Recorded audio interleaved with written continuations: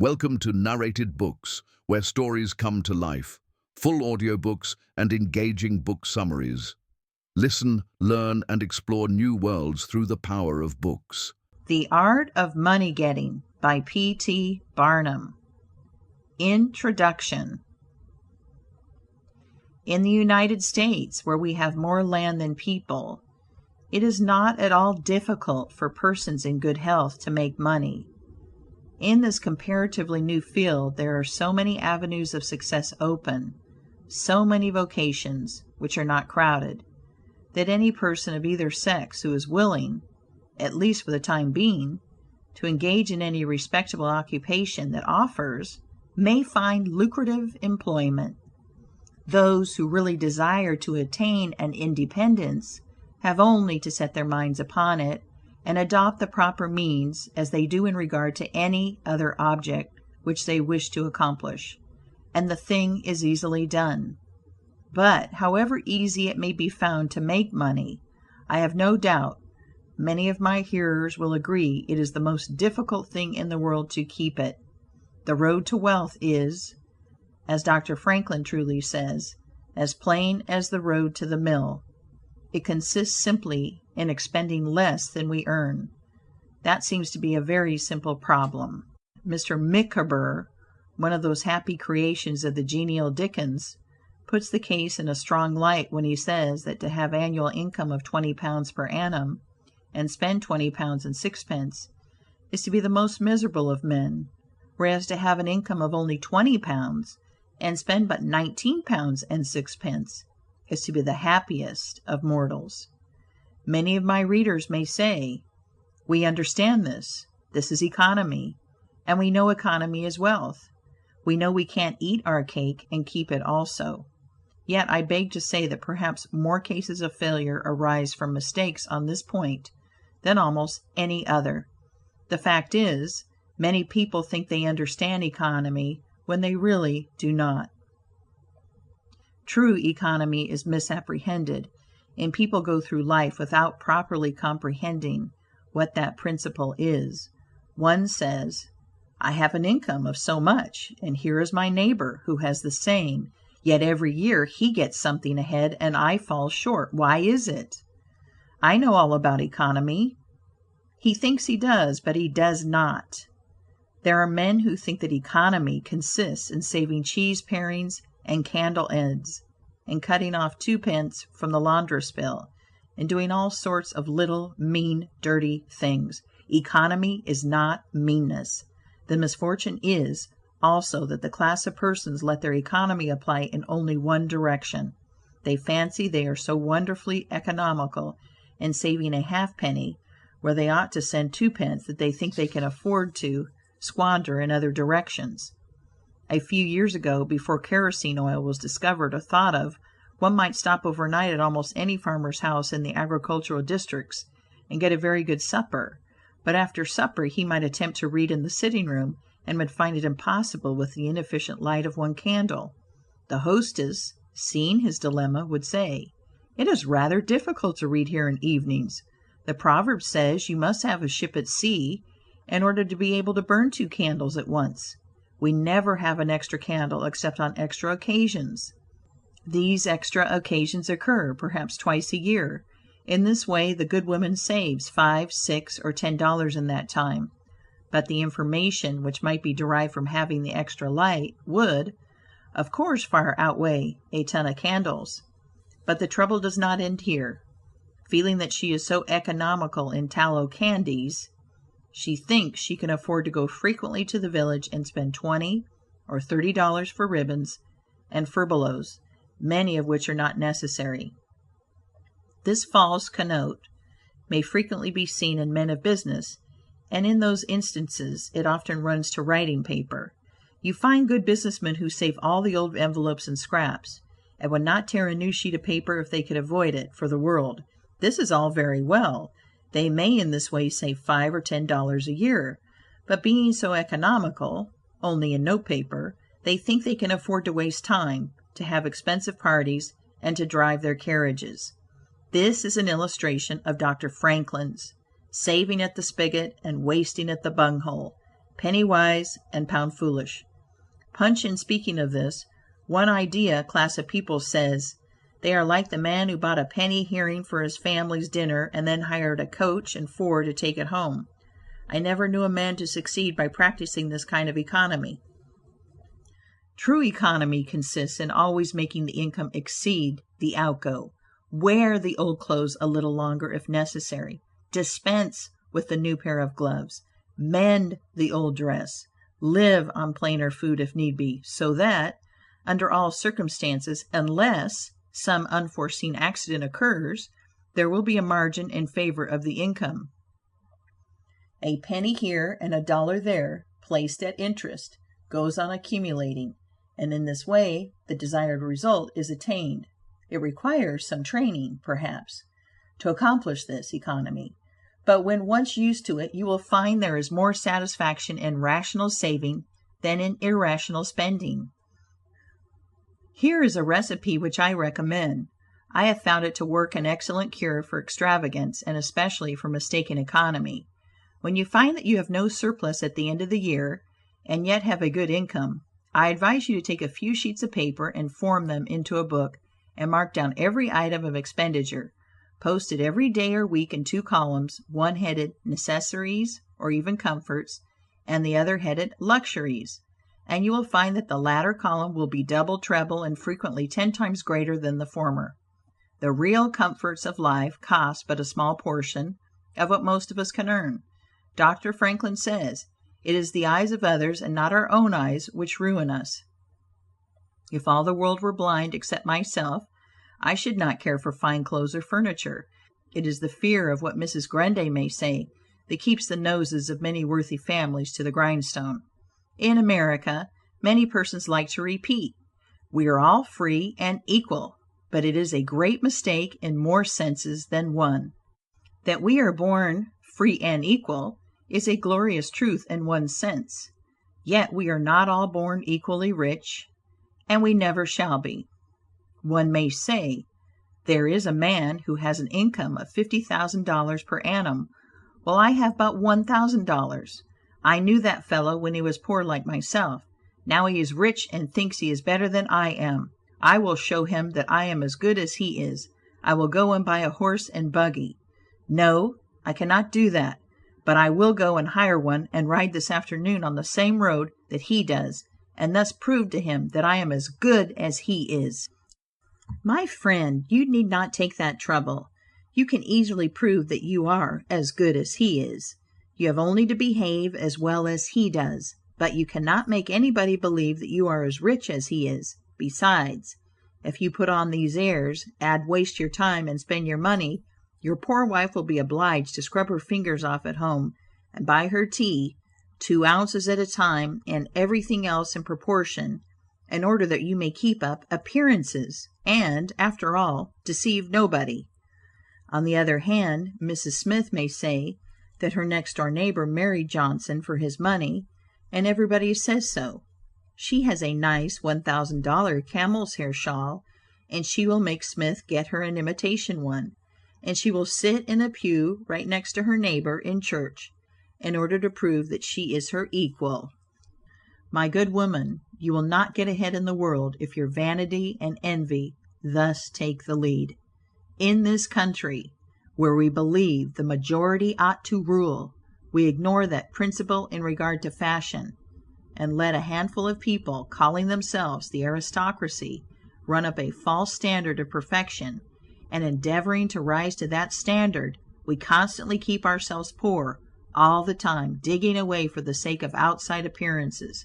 How much wiser to be a law unto ourselves, and say, we will regulate our outgo by our income, and lay up something for a rainy day.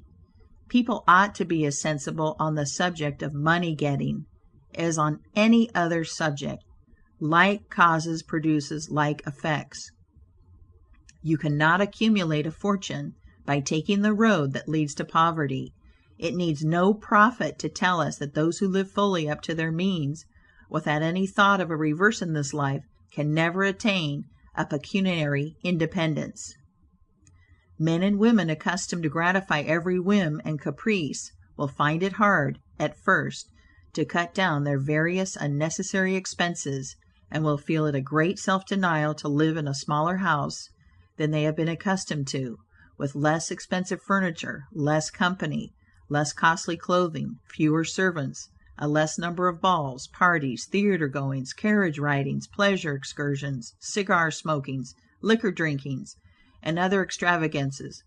But, after all, if they will try the plan of laying by a nest egg, or in other words, a small sum of money, at interest or judiciously invested in land, they will be surprised at the pleasure to be derived from constantly adding to their little pile, as well as from all the economical habits which are engendered by this course.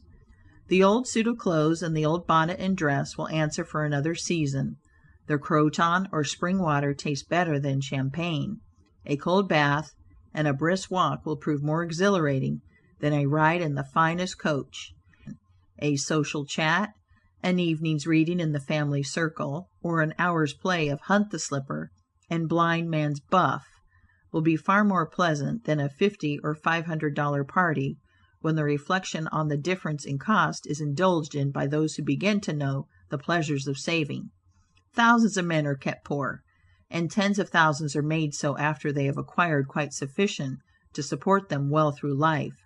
In consequence of laying their plans of living on too broad a platform, some families expend $20,000. Some families expend $20,000 per annum, and some much more, and would scarcely know how to live on less, while others secure more solid enjoyment frequently on a 20th part of that amount. Prosperity is a more severe ordeal than adversity, especially sudden prosperity. Easy come, easy go, is an old and true proverb. A spirit of pride and vanity, when permitted to have full sway, is the undying cankerworm which gnaws the very vitals of a man's worldly possessions, let them be small or great, hundreds or millions. Many persons, as they begin to prosper, immediately expand their ideas and commence expending for luxuries, until in a short time their expenses swallow up their income, and they become ruined in their ridiculous attempts to keep up appearances and make a sensation. I know a gentleman of fortune who says that when he first began to prosper, his wife would have a new and elegant sofa. That sofa, he says, cost me $30,000.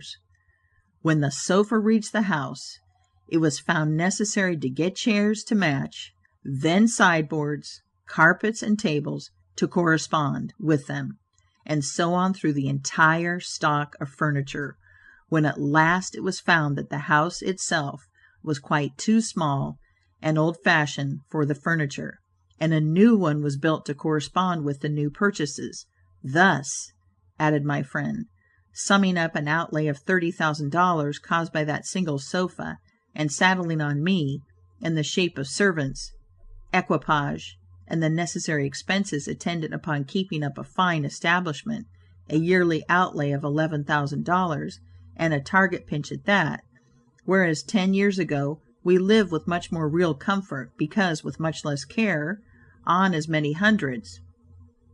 The truth is, he continued, that sofa would have brought me to inevitable bankruptcy, had not a most unexampled title to prosperity kept me above it, and had I not checked the natural desire to cut a dash. The foundation of success in life is good health. That is a substratum fortune. It is also the basis of happiness. A person cannot accumulate a fortune very well when he is sick. He has no ambition, no incentive, no force. Of course, there are those who have bad health and cannot help it. You cannot expect that such persons can accumulate wealth, but there are a great many in poor health who need not be so. If, then, sound health is the foundation of success and happiness in life, how important is it that we should study the laws of health, which is but another expression for the laws of nature. The nearer we keep to the laws of nature, the nearer we are to good health. And yet how many persons there are who pay no attention to natural laws, but absolutely transgress them, even against their own natural inclination. We ought to know that the sin of ignorance is never winked at in regard to the violation of nature's laws. Their infraction always brings the penalty. A child may thrust its finger into the flames without knowing it will burn, and so suffers. Repentance even will not stop the smart. Many of our ancestors knew very little about the principle of ventilation. They did not know much about oxygen, whatever other gin they might have been acquainted with, and consequently they built their houses with little 7 by 9 feet bedrooms, and these good old pious Puritans would lock themselves up in one of these cells, say their prayers, and go to bed. In the morning they would devoutly return thanks for the preservation of their lives during the night, and nobody had better reason to be thankful. Probably some big crack in the window or in the door let in a little fresh air, and thus saved them. Many persons knowingly violate the laws of nature against their better impulses for the sake of fashion. For instance, there's one thing that nothing living except a vile worm ever naturally loved, and that is tobacco. Yet how many persons there are who deliberately train in a natural appetite, and overcome this implanted aversion for tobacco to such a degree that they get to love it. They have got hold of a poisonous, filthy weed, or rather that takes a firm hold of them. Here are married men who run about spitting tobacco juice on the carpet and floors, and sometimes even upon their wives' bedsides. They do not kick their wives out of doors like drunken men, but their wives, I have no doubt, often wish they were outside of the house. Another perilous feature is that this artificial appetite, like jealousy, grows by what it feeds on. When you love that which is unnatural, a stronger appetite is created for the hurtful thing than the natural desire for what is harmless. There is an old proverb which says that habit is second nature, but an artificial habit is stronger than nature. Take, for instance, an old tobacco chewer. His love for the quid is stronger than his love for any particular kind of food. He can give up roast beef easier than give up the weed. Young lads regret that they are not men. They would like to go to bed boys and wake up men. And to accomplish this, they copy the bad habits of their seniors. Little Tommy and Johnny see their fathers or uncles smoke a pipe, and they say, "If I could only do that, I would be a man too." Uncle John has gone out and left his pipe of tobacco. Let us try it. They take a match and light it, and then puff away. "We will learn to smoke. Do you like it, Johnny?" That lad dolefully replies, "Not very much. It tastes bitter." By and by he grows pale, but he persists, and he soon offers up a sacrifice on the altar of fashion. But the boys stick to it and persevere, until at last they conquer their natural appetites and become the victims of acquired tastes. I speak by the book, for I've noticed its effects on myself, having gone so far as to smoke 10 or 15 cigars a day, although I have not used the weed during the last 14 years, and never shall again. The more a man smokes, the more he craves smoking. The last cigar smoked simply excites the desire for another, and so on, incessantly. Take the tobacco chewer. In the morning, when he gets up, he puts a quid in his mouth and keeps it there all day, never taking it out except to exchange it for a fresh one, or when he is going to eat. Oh, yes, at intervals during the day and evening. Many a chewer takes out the quid and holds it in his hand long enough to take a drink, and then pop it goes back again. This simply proves that the appetite for rum is even stronger than that for tobacco. When the tobacco chewer goes to your country seat, and you show him your grapery and fruit house, and the beauties of your garden, when you offer him some fresh ripe fruit, and say, "My friend, I have got here the most delicious apples and pears and peaches and apricots. I have imported them from Spain, France, and Italy. Just see those luscious grapes. There is nothing more delicious nor more healthy than ripe fruit, so help yourself. I want to see you delight yourself with these things." He will roll the dear quid under his tongue and answer, "No, I thank you. I have got tobacco in my mouth." His palate has become narcotized by the noxious weed, and he has lost, in a great measure, the delicate and inviolable taste for fruits. This shows what expensive, useless, and injurious habits men will get into. I speak from experience. I have smoked until I trembled like an aspen leaf. The blood rushed to my head, and I had a palpitation of the heart, which I thought was heart disease, till I was almost killed with fright. When I consulted my physician, he said, "Break off tobacco using." I was not only injuring my health and spending a great deal of money, but I was setting a bad example. I obeyed his counsel. No young man in the world ever looked so beautiful as he thought he did behind a 15-cent cigar or a meerschaum. These remarks apply with tenfold force to the use of intoxicating drinks. To make money requires a clear brain. A man has got to see that 2 and 2 make 4. He must lay all his plans with reflection and forethought, and closely examine all the details and the ins and outs of business. As no man can succeed in business unless he has a brain to enable him to lay his plans and reason to guide him in their execution, so, no matter how bountifully a man may be blessed with intelligence, if the brain is muddled and his judgment warped by intoxicating drinks, it is impossible for him to carry on business successfully. How many good opportunities have passed, never to return, while a man was sipping a social glass with his friend? How many foolish bargains have been made under the influence of the nervine, which temporarily makes its victim think he is rich?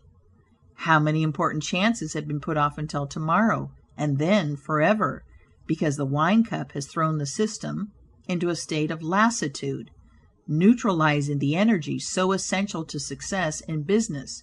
Verily, wine is a mocker.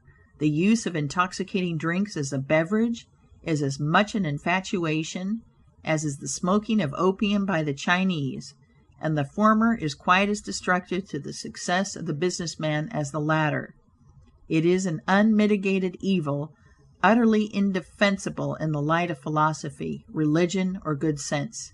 It is the parent of nearly every other evil in our country. End of introduction. Chapter 1. Don't mistake your vocation. The safest plan, and the one most sure of success for the young man starting in life, is to select the vocation which is most congenial to his tastes. Parents and guardians are often quite too negligent in regard to this. It's very common for a father to say, for example, "I have 5 boys. I will make Billy a clergyman, John a lawyer, Tom a doctor, and Dick a farmer." He then goes into town and looks about to see what he will do with Sammy. He returns home and says, "Sammy, I see watchmaking is a nice genteel business. I think I will make you a goldsmith." He does this, regardless of Sam's natural inclinations or genius. We are all, no doubt, born for a wise purpose. There is as much diversity in our brains as in our countenances. Some are born natural mechanics, while some have great aversion to machinery. Let a dozen boys of 10 years get together, and you will soon observe 2 or 3 are whittling out some ingenious device, working with locks or complicated machinery. When they were but 5 years old, their father could find no toy to please them like a puzzle. They are natural mechanics, but the other 8 or 9 boys have different aptitudes. I belong to the latter class. I never had the slightest love for mechanism. On the contrary, I have a sort of abhorrence for complicated machinery. I never had ingenuity enough to whittle a cider tap so it would not leak. I never could make a pen that I could write with, or understand the principle of a steam engine. If a man was to take such a boy as I was, and attempt to make a watchmaker of him, the boy might, after an apprenticeship of 5 or 7 years, be able to take apart and put together a watch. But all through life he would be working uphill and seizing every excuse for leaving his work and idling away his time. Watchmaking is repulsive to him. Unless a man enters upon the vocation intended for him by nature and best suited to his peculiar genius, he cannot succeed.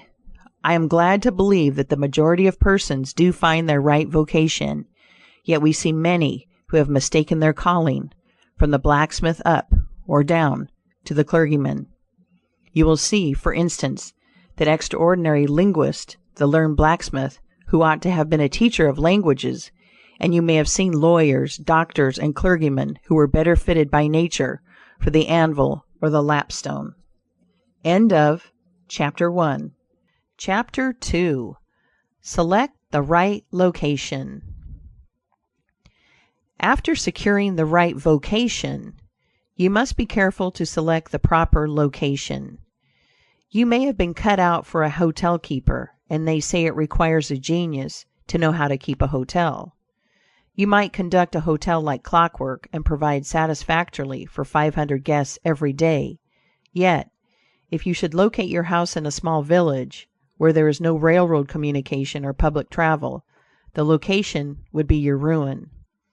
It is equally important that you do not commence business where there are already enough to meet all demands in the same occupation. I remember a case which illustrates this subject. When I was in London in 1858, I was passing down Holborn with an English friend and came to the penny shows. They had immense cartoons outside portraying the wonderful curiosities to be seen, all for a penny. Being a little in the show line myself, I said, "Let us go in here." We soon found ourselves in the presence of the illustrious showman, and he proved to be the sharpest man in that line I had ever met. He told us some extraordinary stories in reference to his bearded ladies, his albinos, and his armadillos, which we could hardly believe, but thought it better to believe it than look after the proof. He finally begged to call our attention to some wax statuary, and showed us a lot of the dirtiest and filthiest wax figures imaginable. They looked as if they had not seen water since the deluge. "What is there so wonderful about your statuary?" I asked. "I beg you not to speak so satirically," he replied. "Sir, these are not Madame Tussaud's wax figures, all covered with glit and tinsel and imitation diamonds and copied from engravings and photographs. Mine, sir, were taken from life. Whenever you look upon one of those figures, you may consider that you are looking upon the living individual." Glancing casually at them, I saw one labeled Henry VIII, and feeling a little curious upon seeing that it looked like Calvin Edson, the living skeleton, I said, "Do you call that Henry VIII?" He replied, "Certainly, sir. It was taken from life at Hampton Court by special order of His Majesty on such a day."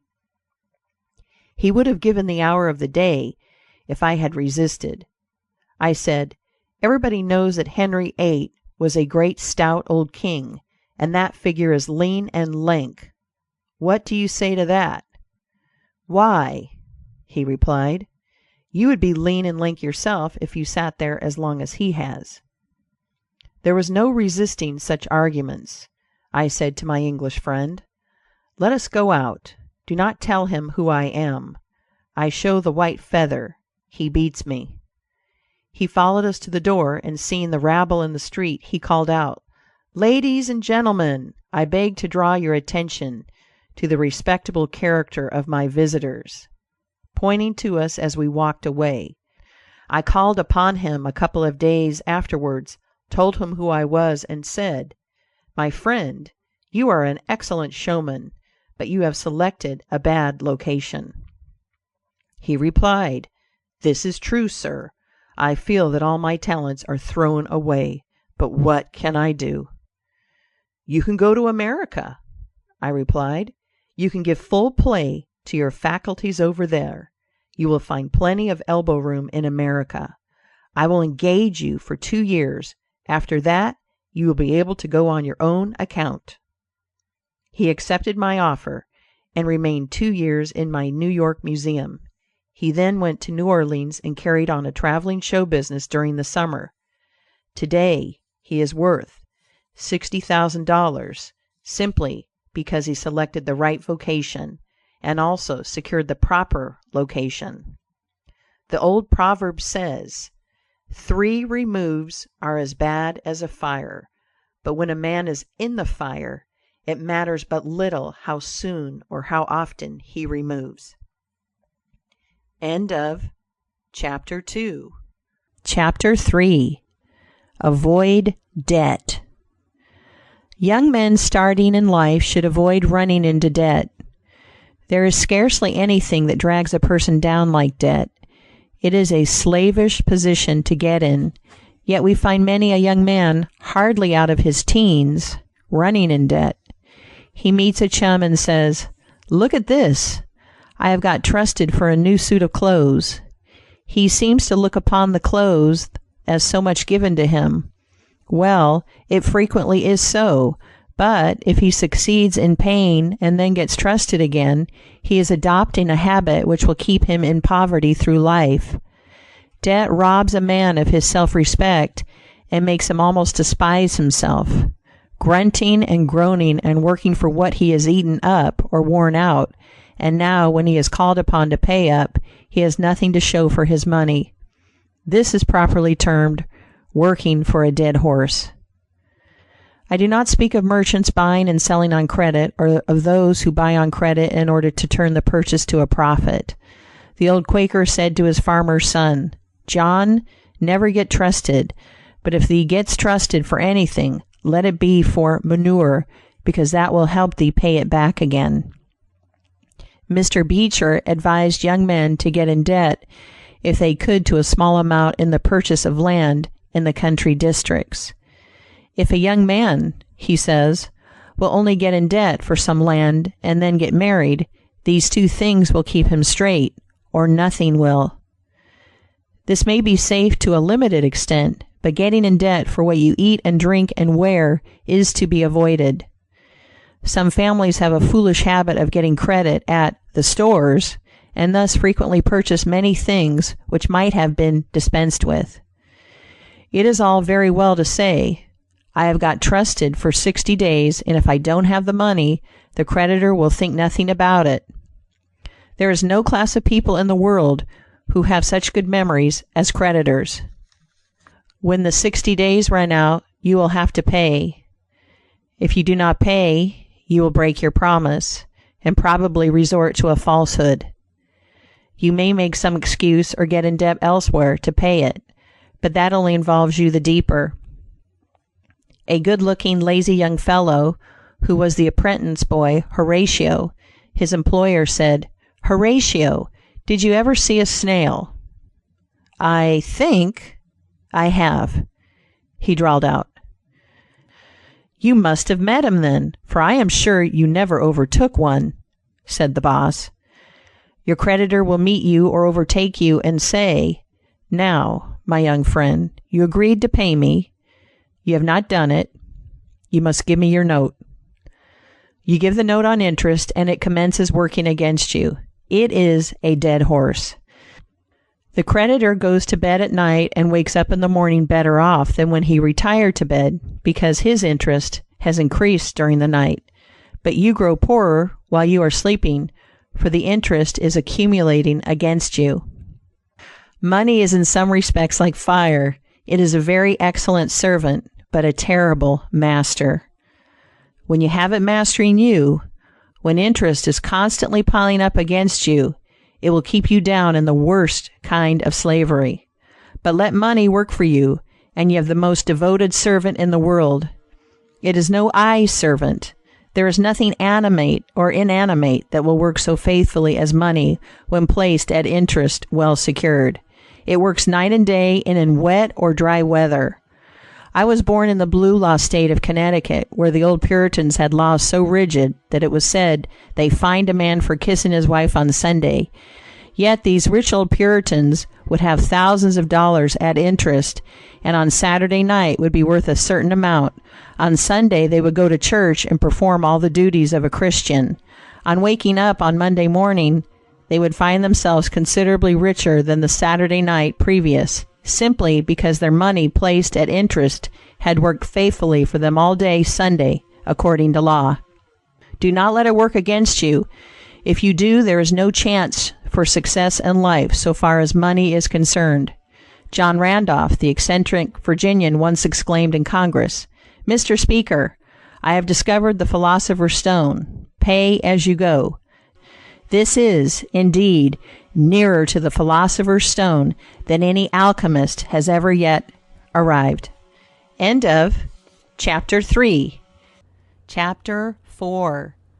Persevere. When a man is in the right path, He must persevere. I speak of this because there are some persons who are born tired, naturally lazy, and possessing no self-reliance and no perseverance. But they can cultivate these qualities, as Davy Crockett said. This thing remember, when I am dead, be sure you are right, then go ahead.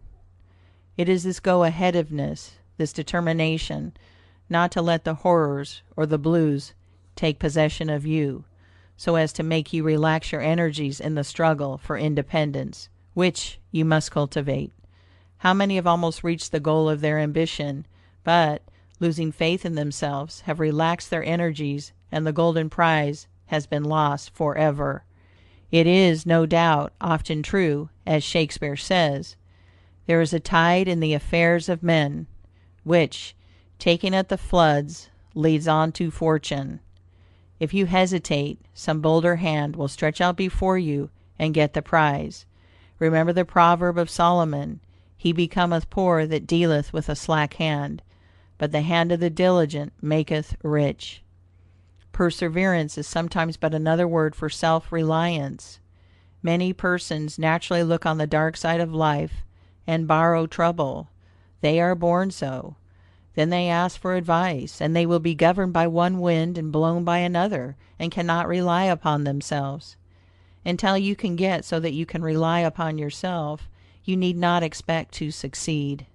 I have known men, personally, who have met with pecuniary reverses, and absolutely committed suicide, because they thought they could never overcome their misfortune. But I have known others who have met more serious financial difficulties, and have bridged them over by simple perseverance, aided by a firm belief that they were doing justly, and that Providence would overcome evil with good. You will see this illustrated in any sphere of life. Take two generals, both understand military tactics, both educated at West Point, if you please, both equally gifted, yet one having this principle of perseverance, and the other lacking it. The former will succeed in his profession, while the latter will fail. One may hear the cry, the enemy are coming, and they have got cannon. Got cannon, says the hesitating general. Yes. Then halt, every man. He wants time to reflect. His hesitation is his ruin. The enemy passes unmolested, or overwhelms him, while on the other hand, the general of pluck, perseverance, and self-reliance goes into battle with a will, and, amid the clash of arms, the booming of cannon, the shrieks of the wounded, and the moans of the dying, you will see this man persevering, going on, cutting and slashing his way through with unwavering determination, inspiring his soldiers to deeds of fortitude, valor, and triumph. End of chapter 4. Chapter 5. Whatever you do, do it with all your might. Work at it if necessary, early and late, in season and out of season, not leaving a stone unturned, and never deferring for a single hour that which can be done just as well now. The old proverb is full of truth and meaning. Whatever is worth doing at all is worth doing well.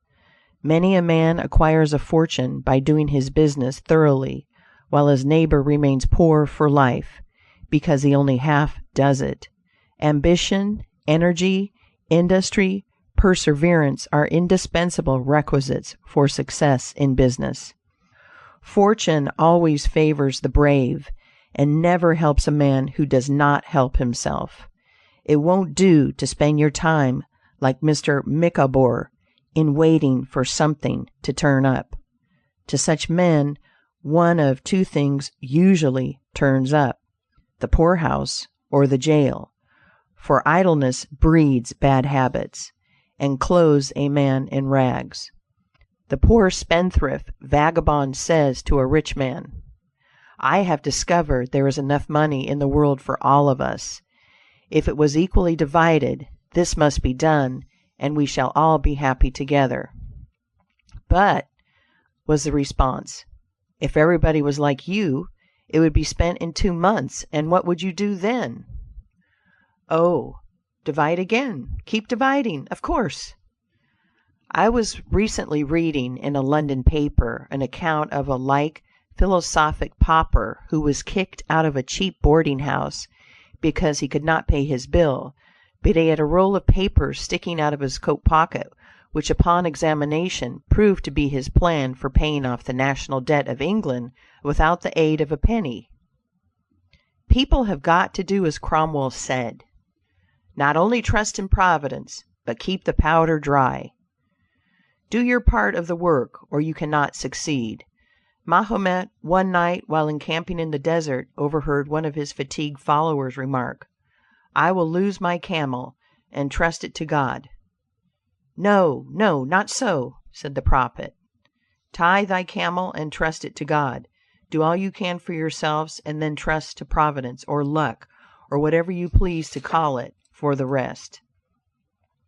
Depend upon your own personal exertions. The eye of the employer is often worth more than the hands of a dozen employees. In the nature of things, an agent cannot be so faithful to his employer as to himself. Many who are employers will call to mind instances where the best employee have overlooked important points, which could not have escaped their own observation as a proprietor. No man has a right to expect to succeed in life unless he understands his business, and nobody can understand his business thoroughly unless he learns it by personal application and experience. A man may be a manufacturer. He has got to learn the many details of his business personally. He will learn something every day, and he will find he will make mistakes nearly every day. And these very mistakes are helps to him in the way of experiences, if he but heeds them. He will be like the Yankee tin peddler who, having been cheated as to quality in the purchase of his merchandise, said, "All right, there's a little information to be gained every day. I will never be cheated in that way again." Thus a man buys his experience, and it is the best kind if not purchased at too dear a rate. I hold that every man should, like Cuvier, the French naturalist, thoroughly know his business. So proficient was he in the study of natural history, that you might bring to him the bone, or even a section of a bone of an animal, which he had never seen described, and, reasoning from analogy, he would be able to draw a picture of the object from which the bone had been taken. On one occasion his students attempted to deceive him. They rolled one of their number in a cowskin, and put him under the professor's table as a new specimen. When the philosopher came into the room, some of the students asked him what animal it was. Suddenly the animal said, "I am the devil, and I am going to eat you." It was but natural that Cuvier should desire to classify this creature, and examining it intently, he said, "Divided hoof, graminivorous, it cannot be done." He knew that an animal with a split hoof must live upon grass and grain, or other kind of vegetation, and would not be inclined to eat flesh, dead or alive, so he considered himself perfectly safe. The possession of a perfect knowledge of your business is an absolute necessity in order to insure success. Among the maxims of the elder Rothschild was one, all apparent paradox: "Be cautious and bold." This seems to be a contradiction in terms, but it is not, and there is great wisdom in the maxim. It is, in fact, a condensed statement of what I have already said. It is to say, you must exercise your caution in laying your plans, but be bold in carrying them out. A man who is all caution will never dare to take hold and be successful, and a man who is all boldness is merely reckless and must eventually fail. A man may go on 'change and make $50,000 or $100,000 in speculating in stocks at a single operation, but if he has simple boldness without caution, it is mere chance, and what he gains today he will lose tomorrow. You must have both the caution and the boldness to insure success. The Rothschilds have another maxim: never have anything to do with an unlucky man or place. That is to say, Never have anything to do with a man or place which never succeeds, because, although a man may appear to be honest and intelligent, yet if he tries this or that thing and always fails, it is on account of some fault or infirmity that you may not be able to discover, but nevertheless which must exist. There is no such thing in the world as luck. There never was a man who could go out in the morning and find a purse full of gold in the street today, and another tomorrow, and so on, day after day. He may do so once in his life, but so far as mere luck is concerned, he is as liable to lose it as to find it. Like causes produce like effects. If a man adopts the proper methods to be successful, luck will not prevent him. If he does not succeed, there are reasons for it, although perhaps he may not be able to see them. End of Chapter 5. Chapter 6. Use the best tools. Men and engaging employees should be careful to get the best. Understand, you cannot have too good tools to work with. And there is no tool you should be so particular about as living tools. If you get a good one, it is better to keep him than keep changing. He learns something every day, and you are benefited by the experience he acquires. He is worth more to you this year than last, and he is the last man to part with, provided his habits are good and he continues faithful. If, as he gets more valuable, he demands an exorbitant increase of salary, on the supposition that you can't do without him, let him go. Whenever I have such an employee, I always discharge him first to convince him that his place may be supplied, and second, because he is good for nothing if he thinks he is invaluable and cannot be spared. But I would keep him, if possible, in order to profit from the result of his experience. An important element in an employee is the brain. You can see bills up. Hands wanted, but hands are not worth a great deal without heads. Mr. Beecher illustrates this in this wise. An employee offers his services by saying, "I have a pair of hands, and one of my fingers thinks." "That is very good," says the employer. Another man comes along and says, "He has two fingers that think." "Ah, that is better." But a third calls in and says that all his fingers and thumbs think. That is better still. Finally, another steps in and says, "I have a brain that thinks. I think all over. I am a thinking as well as a working man." "You are the man I want," says the delighted employer. Those men who have brains and experience are therefore the most valuable, and not to be readily parted with. It is better for them as well as yourself to keep them at reasonable advances in their salaries from time to time. End of Chapter 6. Chapter 7. Don't get above your business. Young men, after they get through their business training or apprenticeship, instead of pursuing their avocation and rising in their business, will often lie about doing nothing. They say, "I have learned my business, but I am not going to be a hireling. What is the object of learning my trade or profession unless I establish myself?" "Have you capital to start with?" "No, but I'm going to have it." "How are you going to get it?" "I will tell you confidentially.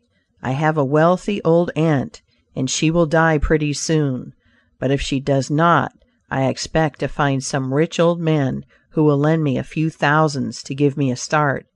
If I only get the money to start with, I will do well."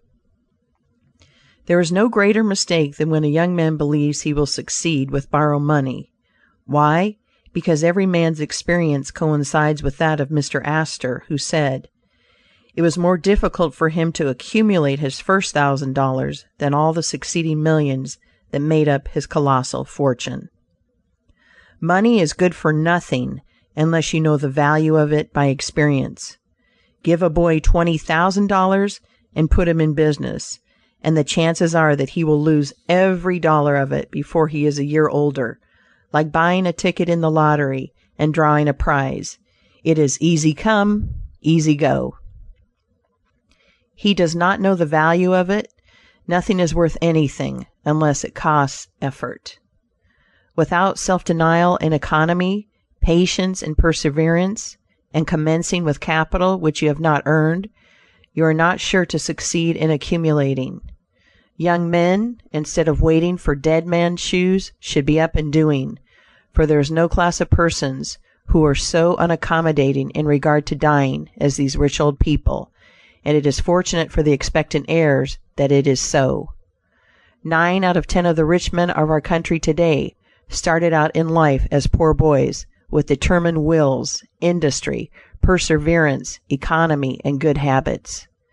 They went on gradually, made their own money, and saved it, and this is the best way to acquire a fortune. Stephen Girard started life as a poor cabin boy and died worth $9 million. A.T. Stewart was a poor Irish boy, and he paid taxes on $1.5 million of income per year. John Jacob Astor was a poor farmer boy and died worth 20 millions. Cornelius Vanderbilt began life rowing a boat from Staten Island to New York. He presented our government with a steamship worth $1 million and died worth 50 million. There is no royal road to learning, says the proverb. I may say it is equally true. There is no royal road to wealth, but I think there is a royal road to both. The road to learning is a royal one, the road that enables the student to expand his intellect and add every day to his stock of knowledge, until in the pleasant process of intellectual growth he is able to solve the most profound problems, to count the stars, to analyze every atom of the globe, and to measure the firmament that is a regal highway, and it is the only road worth traveling. So, in regard to wealth, go on in confidence, study the rules, and above all things, study human nature, for the proper study of mankind is man, and you will find that while expanding the intellect and the muscles, your enlarged experience will enable you every day to accumulate more and more principle, which will increase itself by interest and otherwise, until you arrive at a state of independence. You will find, as a general thing, that the poor boys get rich and the rich boys get poor. For instance, a rich man at his decease leaves a large estate to his family. His eldest sons, who have helped him earn his fortune, know by experience the value of money, and they take their inheritance and add to it. The separate portions of the young children are placed at interest, and the little fellows are patted on the head and told a dozen times a day, "You are rich. You will never have to work. You can always have whatever you wish, for you were born with a golden spoon in your mouth." The young heir soon finds out what that means. He has the finest dresses and playthings. He is crammed with sugar candies and almost killed with kindness, and he passes from school to school, petted and flattered. He becomes arrogant and self-conceited, abuses his teachers, and carries everything with a high hand. He knows nothing of the real value of money, having never earned any, but he knows all about the golden spoon business. At college he invites his poor fellow students to his room, where he wines and dines them. He is cajoled and caressed, and called a glorious good fellow, because he is so lavish of his money. He gives his game suppers, drives his fast horses, invites his chums to fetes and parties, determined to have lots of good times. He spends the night in frolics and debauchery, and leads off his companions with the familiar song, "We won't go home till morning." He gets them to join him in pulling down signs, taking gates from their hinges, and throwing them into backyards and horse ponds. If the police arrest them, he knocks them down, is taken to the lockup, and joyfully foots the bills. "Ah, my boys," he cries, "what is the use of being rich if you can't enjoy yourself?" He might more truly say, if you can't make a fool of yourself, but he is fast, hates slow things, and doesn't see it. Young men loaded down with other people's money are almost sure to lose all they inherit, and they acquire all sorts of bad habits which, in the majority of cases, ruin them in health, purse, and character. In this country, one generation follows another, and the poor of today are rich in the next generation or the third. Their experience leads them on, and they become rich, and they leave vast riches to their young children. These children, having been reared in luxury, are inexperienced and get poorer, and after long experience, another generation comes on and gathers up riches again in turn, and thus history repeats itself. And happy is he who, by listening to the experience of others, avoids the rocks and shoals on which so many have been wrecked. In England, the business makes the man. If a man in that country is a mechanic or working man, he is not recognized as a gentleman. On the occasion of my first appearance before Queen Victoria, the Duke of Wellington asked me what sphere in life General Tom Thumb's parents were in. "His father is a carpenter," I replied. "Oh, I had heard he was a gentleman," was the response of His Grace. In this republican country, the man makes the business. No matter whether he is a blacksmith, a shoemaker, a farmer, banker, or lawyer, so long as his business is legitimate, he may be a gentleman. So any legitimate business is a double blessing. It helps the man engaged in it and also helps others. The farmer supports his own family, but he also benefits the merchant or mechanic who needs the products of his farm. The tailor not only makes a living by his trade, but he also benefits the farmer, the clergyman, and others who cannot make their own clothing. But all these classes often may be gentlemen.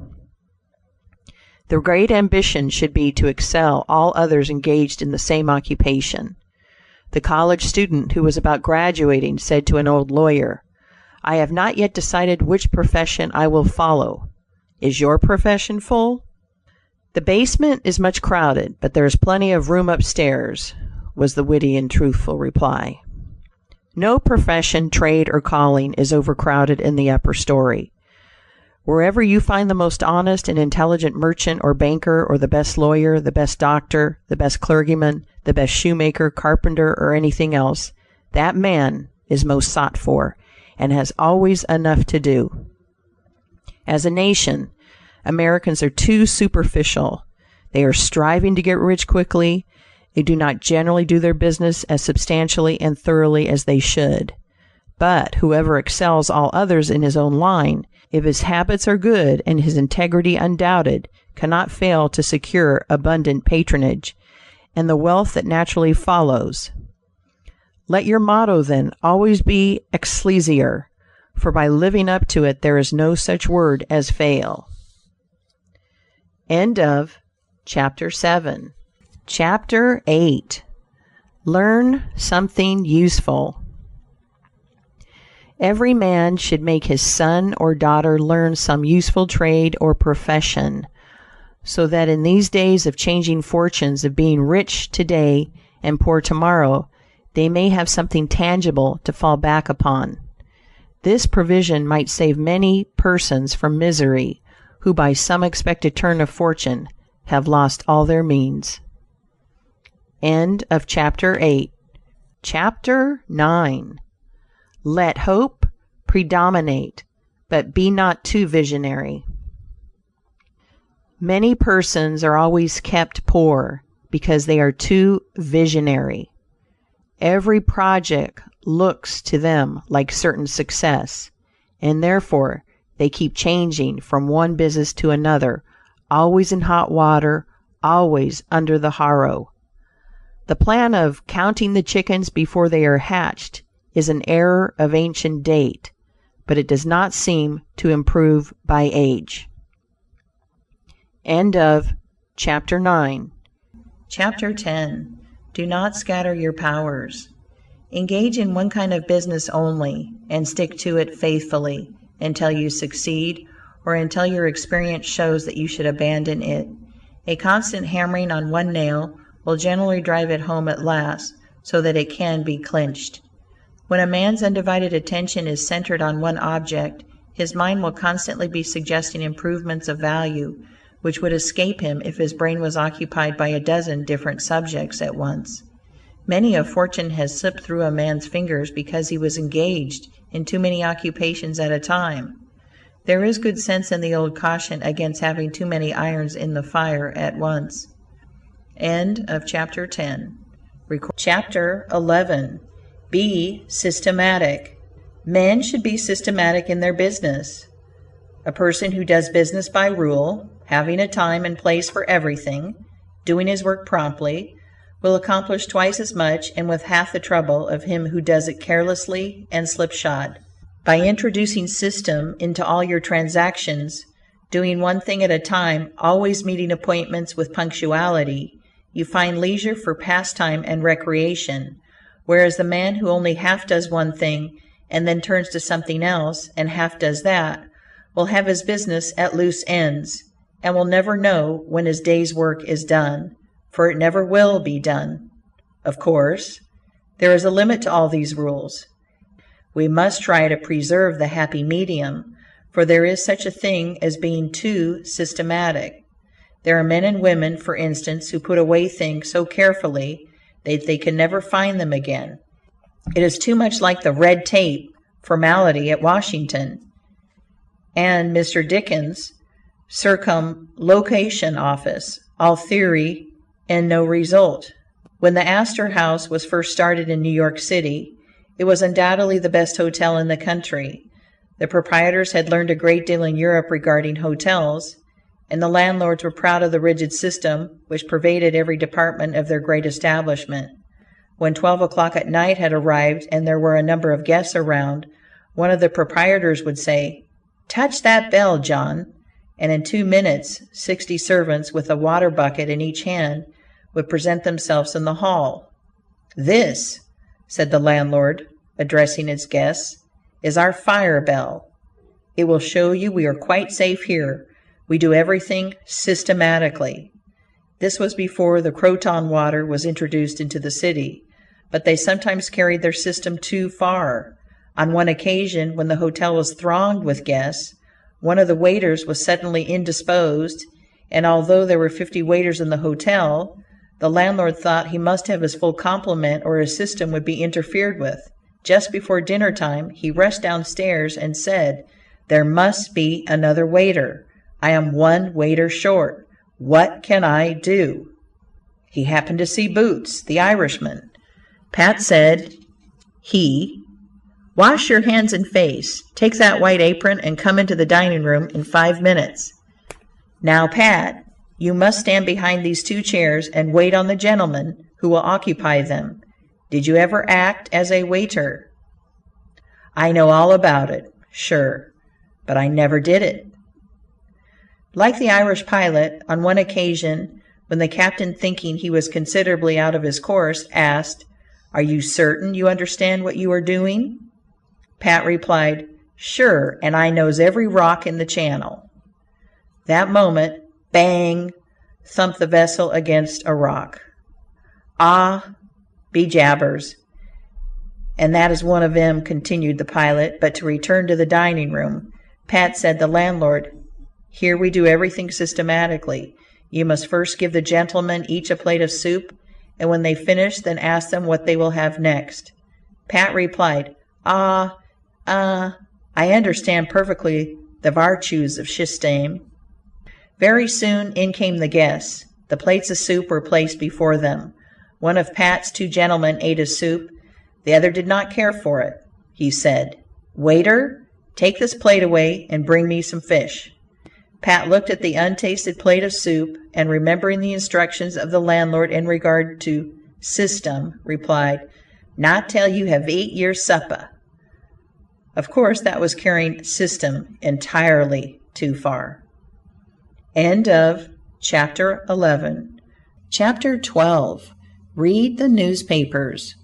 Always take a trustworthy newspaper, and thus keep thoroughly posted in regard to the transactions of the world. He who is without a newspaper is cut off from his species. In these days of telegraphs and steam, many important inventions and improvements in every branch of trade are being made. and he who don't consult the newspapers will soon find himself and his business left out in the cold. End of chapter 12. Chapter 13. Beware of outside operations. We sometimes see men who have obtained fortune suddenly become poor. In many cases, this arises from intemperance and often from gaming and other bad habits. Frequently it occurs because a man has been engaged in outside operations of some sort. When he gets rich in his legitimate business, he is told of a grand speculation where he can make a score of thousands. He is constantly flattered by his friends, who tell him that he is born lucky, that everything he touches turns into gold.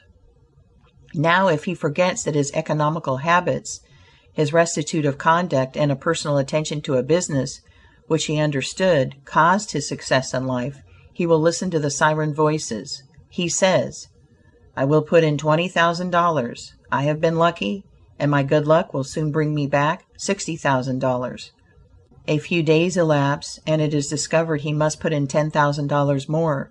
Soon after, he is told, "It is all right, but certain matters not foreseen require an advance of $20,000 more, which will bring him a rich harvest." But before the time comes around to realize, the bubble bursts.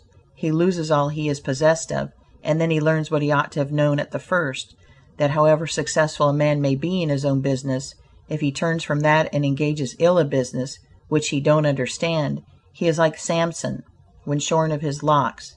His strength has departed, and he becomes like other men. If a man has plenty of money, he ought to invest something in everything that appears to promise success, and that will probably benefit mankind. But let the sums thus invested be moderate in amount, and never let a man foolishly jeopardize a fortune that he has earned in a legitimate way by investing it in things in which he has had no experience. End of chapter 13. Chapter 14. Don't endorse without security. I hold that no man ought ever to endorse a note or become security for any man, be it his father or brother, to a greater extent than he can afford to lose and care nothing about, without taking good security. Here is a man that is worth $20,000. He is doing a thriving manufacturing or mercantile trade. You are retired and living on your money. He comes to you and says, "You are aware that I am worth $20,000 and don't owe a dollar. If I had $5,000 in cash, I could purchase a particular lot of goods and double my money in a couple of months. Will you endorse my note for that amount?" You reflect that he is worth $20,000, and you incur no risk by endorsing his note. You like to accommodate him, and you lend your name without taking the precaution of getting security. Shortly after, he shows you the note with your endorsement canceled, and tells you, probably truly, that he made the profit that he expected by the operation. You reflect that you have done a good action, and the thought makes you feel happy. By and by, the same thing occurs again, and you do it again. You have already fixed the impression in your mind that it is perfectly safe to endorse his notes without security. But the trouble is, this man is getting money too easily. He has only to take your note to the bank, get it discounted, and take the cash. He gets money for the time being without effort, without inconvenience to himself. Now mark the result. He sees a chance for speculation outside of his business. A temporary investment of only $10,000 is required. It is sure to come back before a note at the bank would be due. He places a note for that amount before you. You sign it almost mechanically, being firmly convinced that your friend is responsible and trustworthy. You endorse his notes as a matter of course. Unfortunately, the speculation does not come to a head quite as soon as was expected, and another $10,000 note must be discounted to take up the last one when due. Before this note matures, the speculation has proved an utter failure, and all the money is lost. Does the loser tell his friend, the endorser, that he has lost half of his fortune? Not at all. He don't even mention that he has speculated at all, but he has got excited. The spirit of speculation has seized him. He sees others making large sums in this way. we seldom hear of the losers, and, like other speculators, he looks for his money where he loses it. He tries again. Endorsing notes has become chronic with you, and at every loss he gets your signature for whatever amount he wants. Finally, you discover your friend has lost all of his property and all of yours. You are overwhelmed with astonishment and grief, and you say, "It is a hard thing. My friend here has ruined me."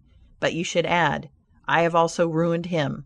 If you had said in the first place, "I will accommodate you, but I never endorse without taking ample security," he could not have gone beyond the length of his tether, and he would never have been tempted away from his legitimate business. It is a very dangerous thing, therefore, at any time, to let people get possession of money too easily. It tempts them to hazardous speculations, if nothing more. Solomon truly said, "He that hateth suretiship is sure."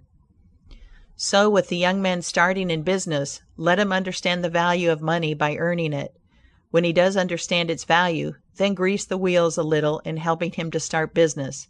But remember, men who get money with too great facility cannot usually succeed. You must get the first dollars by hard knocks and at some sacrifice in order to appreciate the value of those dollars. End of Chapter 14. Chapter 15. Advertise your business. We all depend more or less upon the public for our support. We all trade with the public: lawyers, doctors, shoemakers, artists, blacksmiths, showmen, opera stagers, railroad presidents, and college professors. Those who deal with the public must be careful that their goods are valuable, that they are genuine, and will give satisfaction. When you get an article which you know is going to please your customers, and that when they have tried it they will feel they have got their money's worth, then let the fact be known that you have got it. Be careful to advertise it in some shape or other, because it is evident that if a man has ever so good an article for sale, and nobody knows it, it will bring him no return. In a country like this, where nearly everybody reads, and where newspapers are issued and circulated in editions of 5,000 to 200,000, it would be very unwise if this channel was not taken advantage of to reach the public in advertising. A newspaper goes into the family and is read by wife and children, as well as the head of the home. Hence hundreds and thousands of people may read your advertisement while you are attending to your routine business. Many perhaps read it while you are asleep. The whole philosophy of life is, first sow, then reap. That is the way the farmer does. He plants his potatoes and corn, and sows his grain, and then goes about something else, and the time comes when he reaps. But he never reaps first and sows afterwards. This principle applies to all kinds of business, and to nothing more eminently than to advertising. If a man has a genuine article, there is no way in which he can reap more advantageously than by sowing to the public in this way. He must, of course, have a really good article, and one which will please his customers. Anything spurious will not succeed permanently, because the public is wiser than many imagine. Men and women are selfish, and we all prefer purchasing where we can get the most for our money, and we try to find out where we can most surely do so. You may advertise a spurious article and induce many people to call and buy at once, but they will denounce you as an impostor and swindler, and your business will gradually die out and leave you poor. This is right. Few people can safely depend upon chance custom. You all need to have your customers return and purchase again. A man said to me, "I have tried advertising. It did not succeed. Yet I have a good article." I replied, "My friend, there may be exceptions to a general rule, but how do you advertise?" "I put it in a weekly newspaper 3 times and paid $1.50 for it," I replied. "Sir, advertising is like learning. A little is a dangerous thing." A French writer says that the reader of a newspaper does not see the first mention of an ordinary advertisement. The second insertion he sees, but does not read. The third insertion he reads. The fourth insertion he looks at the price. The fifth insertion he speaks of it to his wife. The sixth insertion he is ready to purchase, and the seventh insertion he purchases. Your object in advertising is to make the public understand what you have got to sell, and if you have not the pluck to keep advertising until you have imparted that information, all the money you have spent is lost. You are like the fellow who told the gentleman, If he would give him 10 cents, it would save him $1. "How can I help you so much with so small a sum?" asked the gentleman in surprise. "I started out this morning," hiccuped the fellow, "with the full determination to get drunk, and I have spent my only $1 to accomplish the object, and it has not quite done it. 10 cents worth more of whiskey would just do it, and in this manner I should save the $1 already expended." So a man who advertises at all must keep it up until the public knows who and what he is and what his business is, or else the money invested in advertising is lost. Some men have a peculiar genius for writing a striking advertisement, one that will arrest the attention of the reader at first sight. This fact, of course, gives the advertiser a great advantage. Sometimes a man makes himself popular by a unique sign or a curious display in his window. Recently I observed a swing sign extending over the sidewalk in front of a store, on which was the inscription in plain letters. End of chapter 15. Chapter 16. Don't read the other side. Of course I did, and so did everybody else, and I learned that the man had made all independence by first attracting the public to his business in that way, and then using his customers well afterwards. Genin, the hatter, bought the first Jenny Lind ticket at auction for $225 because he knew it would be a good advertisement for him. "Who is the bidder?" said the auctioneer, as he knocked down that ticket at Castle Garden. "Genin, the hatter," was the response. Here were thousands of people from the Fifth Avenue and from distant cities and the highest stations in life. "Who is Genin, the hatter?" they exclaimed. They had never heard of him before. The next morning the newspapers and telegraph had circulated the facts from Maine to Texas, and from 5 to 10 millions of people had read that the tickets sold at auction for Jenny Lind's first concert amounted to about $20,000, and that a single ticket was sold at $225 to Genin the hatter. Men throughout the country involuntarily took off their hats to see if they had a Genin hat on their heads. As a town in Iowa, it was found that in the crowd around the post office there was one man who had a Genin hat, and he showed it in triumph, although it was worn out and not worth 2 cents. "Why," one man exclaimed, "you have a real Genin hat. What a lucky fellow you are." Another man said, "Hang on to that hat. It will be a valuable heirloom in your family." Still another man in the crowd, who seemed to envy the possessor of this good fortune, said, "Come, give us all a chance. Put it up at auction." He did so, and it was sold as a keepsake for $9.50. What was the consequence to Mr. Genin? He sold 10,000 extra hats per annum the first 6 years. 9/10 of the purchasers bought of him, probably out of curiosity, and many of them, finding that he gave them an equivalent for their money, became his regular customers. This novel advertisement first struck their attention, and then, as he made a good article, they came again. Now I don't say that everybody should advertise as Mr. Genin did, but I say if a man has got goods for sale and he don't advertise them in some way, the chances are that some day the sheriff will do it for him. Nor do I say that everybody must advertise in a newspaper, or indeed use printer's ink at all. On the contrary, although that article is indispensable in the majority of cases, yet doctors and clergymen, and sometimes lawyers and some others, can more effectually reach the public in some other manner. But it is obvious they must be known in some way, else how could they be supported? End of chapter 16. Chapter 17. Be polite and kind to your customers. Politeness and civility are the best capital ever invested in business.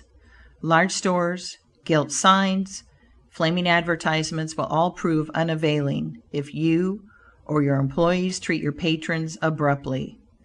The truth is, the more kind and liberal a man is, the more generous will be the patronage bestowed upon him. Like begets like. The man who gives the greatest amount of goods of a corresponding quality for the least sum, still reserving for himself a profit, will generally succeed best in the long run. This brings us to the golden rule: As ye would that men should do to you, do ye also to them. And they will do better by you than if you always treated them as if you wanted to get the most you could out of them for the least return. Men who drive sharp bargains with their customers, acting as if they never expected to see them again, will not be mistaken. They will never see them again as customers. People don't like to pay and get kicked also. One of the ushers in my museum once told me he intended to whip a man who was in the lecture room as soon as he came out. "What for?" I inquired. "Because he said I was no gentleman," replied the usher.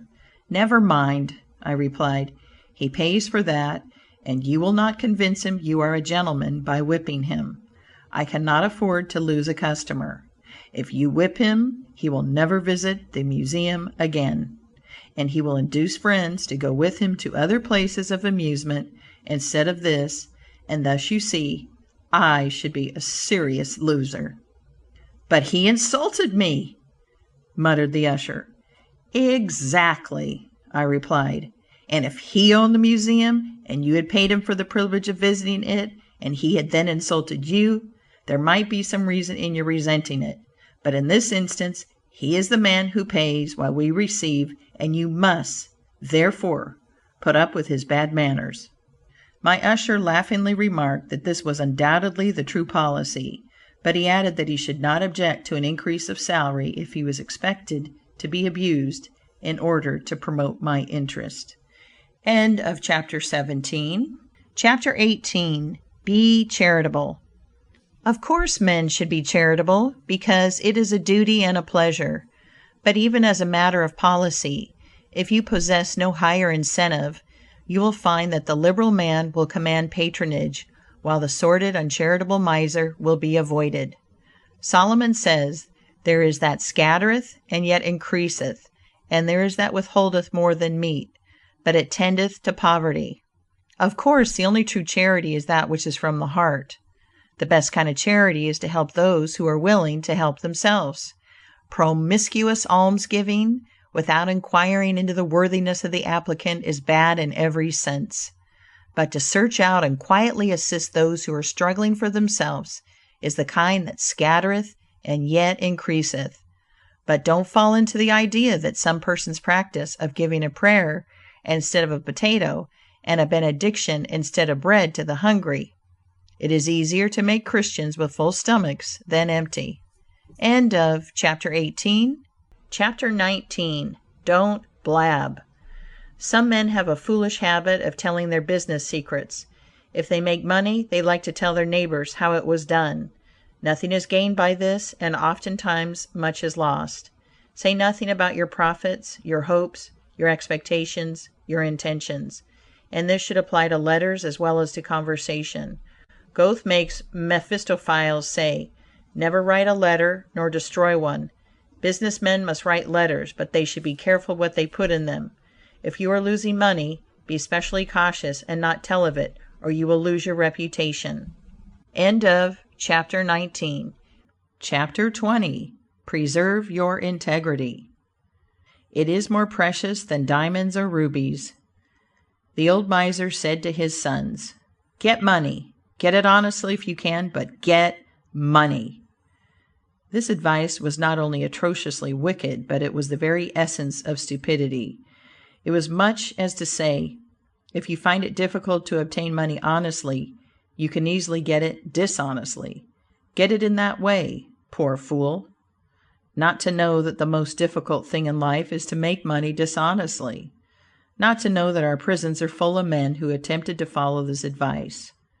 Not to understand that no man can be dishonest without soon being found out, and that when his lack of principle is discovered, nearly every avenue to success is closed against him forever. The public very properly shun all whose integrity is doubted. No matter how polite and pleasant and accommodating a man may be, none of us dare to deal with him if we suspect false weights and measures. Strict honesty not only lies at the foundation of all success in life, financially, but in every other respect. Uncompromising integrity of character is invaluable.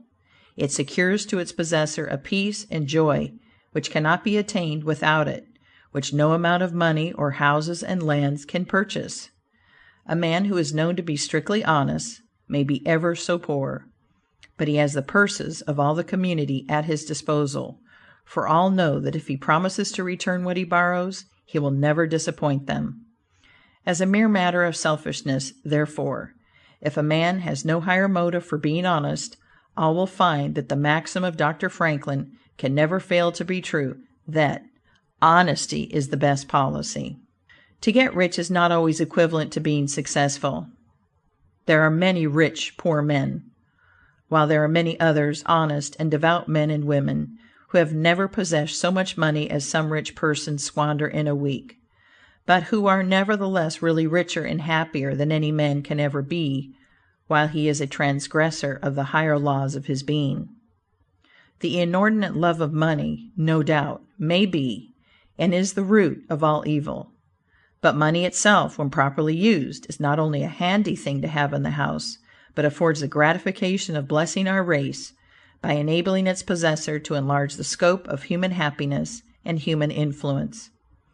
The desire for wealth is nearly universal, and none can say it is not laudable, provided the possessor of it accepts its responsibilities and uses it as a friend to humanity.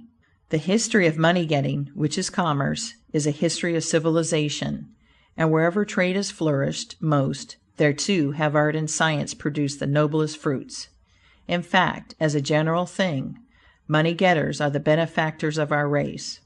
To them, in a great measure, are we indebted for our institutions of learning and of art, our academies, colleges, and churches. It is no argument against the desire for, or the possession of wealth, to say that there are sometimes misers who hoard money only for the sake of hoarding, and who have had no higher aspiration than to grasp everything which comes within their reach.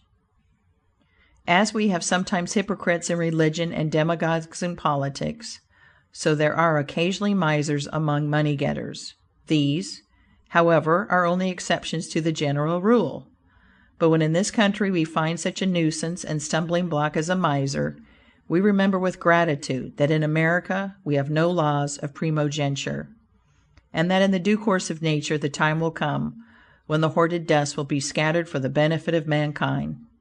To all men and women, therefore, do I conscientiously say, make money honestly and not otherwise, for Shakespeare has truly said, "He that wants money, means, and content is without 3 good friends." End of chapter 20. Recording by Jill Preston. End of The Art of Money Getting. Thank you for listening to Narrated Books. If you enjoyed this audiobook, hit like and subscribe for more amazing stories. What book should we narrate next? Let us know in the comments.